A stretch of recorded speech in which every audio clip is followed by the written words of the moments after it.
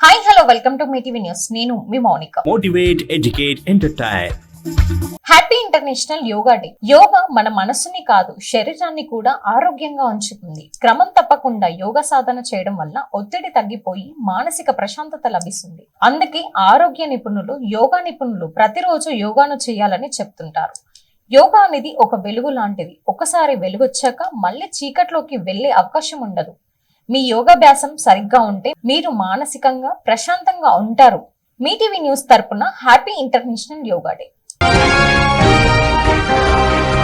International yoga day సందర్భంగా నాగర్ కర్నూలు జిల్లా SP office నందు నాగర్ కర్నూలు జిల్లా ఎస్పీ గారు యోగా డేని 200 మంది పోలీస్ సిబ్బందితోటి ఘనంగా నిర్వహించారు. ఆరోగ్యంగా ఉండాలంటే శరీరానికి యోగా చాలా అవసరమని, ప్రతిరోజు యోగా చేస్తే మీ ఆయుష్ని పెంచుకోవాలని సూచించారు.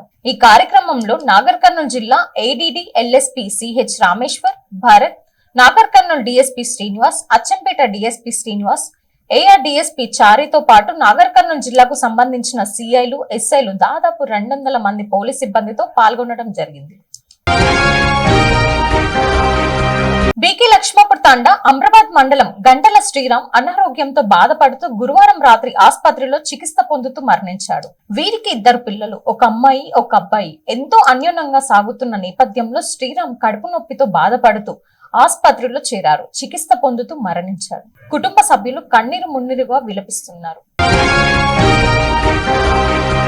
రాష్ట్ర ముఖ్యమంత్రి రేవంత్ రెడ్డి గారి తమ్ముడు కృష్ణారెడ్డి ఈ రోజు వారి స్వగ్రామంలో పర్యటించడం జరిగింది. పలు అభివృద్ధి కార్యక్రమాల గురించి, గ్రామంలో ప్రజలకు కావాల్సిన అభివృద్ధి గురించి అడిగి తెలుసుకున్నారు.